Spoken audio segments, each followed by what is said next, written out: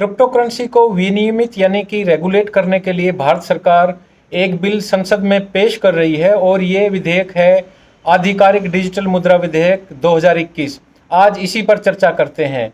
यह सच है कि तेजी से बदलती तकनीक के समय में क्रिप्टो करेंसी को रोका नहीं जा सकता, लेकिन इसे विनियमित यानी रेगुलेट किया जाना चाहिए। केंद्र सरकार द्वारा प्रस्तावित बिल को लाने के पीछे दो मकसद हैं। एक, बिल में कुछ एक्सेप्शंस को छोड़कर सभी तरह के प्राइवेट क्रिप्टो करेंसीज पर भारत में प्रतिबंध लगाने का प्रस्ताव शामिल है। इसमें कुछ एक्सेप्शंस का भी प्रावधान है जिससे क्रिप्टो करेंसी से जुड़ी टेक्नोलॉजी और उसके इस्तेमाल को बढ़ावा दिया जा सके। दूसरे, साथ ही इस बिल में रिजर्व बैंक ऑफ इंडिया द्वारा जारी होने वाली ऑफिशियल डिजिटल करेंसी के लिए एक फ्रेमवर्क तैयार करने का भी प्रावधान है। इन्वेस्टर्स के पैसे की सुरक्षा और निवेश क्षमता और रिस्क के बारे में मीडिया में भ्रामक विज्ञापन यानी कि प्रचार काफ़ी किया गया, काफ़ी लंबे समय से प्रचार किया जा रहा था और यह काफ़ी चिंता का विषय माना जा रहा था। डिजिटल करेंसी के विनियमन पर चर्चा करने के लिए सरकार ने कई बैठकें की हैं और इस मुद्दे पर विभिन्न मंत्रालयों और आरबीआई के अधिकारियों की राय भी ली है। इस बिल के तहत क्रिप्टो में investors, dealers, app developer, mining करने वालों समेत सभी संबंधित पक्ष आएंगे।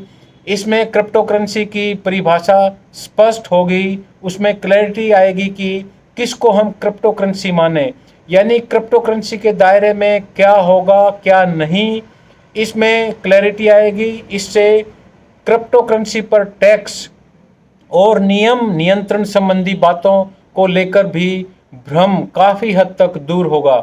ऐसा माना जा रहा है कि क्रिप्टो करेंसी का कानूनी दायरा तय होने से बाजार में स्थिरता आएगी और निवेशकों के हितों की भी सुरक्षा की जाएगी। हालांकि सरकार और रिजर्व बैंक ने पहले ही स्पष्ट कर दिया है कि वो क्रिप्टो करेंसी को किसी भी तरह के भुगतान प्रणाली का हिस्सा नहीं बनाएंगे, नहीं उनको बनाया जा रहा है और किसी भी तरह की डिजिटल पेमेंट सिस्टम में क्रिप्टो करेंसी की स्वीकार्यता एक्सेप्टेबिलिटी भी नहीं होगी।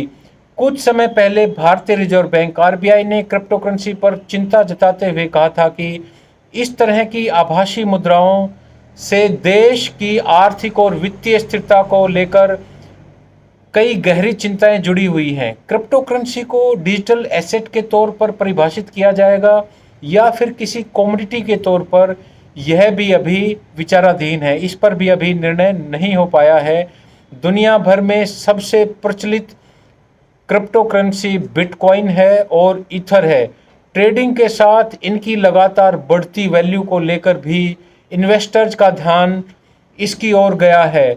इस तरह से सरकार भी कहीं ना कहीं यह मान रही है कि क्रिप्टो करेंसी को रोका नहीं जा सकता, लेकिन इसे रेगुलेट यानी नियंत्रित किया जाना चाहिए। इसलिए डिजिटल करेंसी से संबंधित बिल संसद में लाया जा रहा है।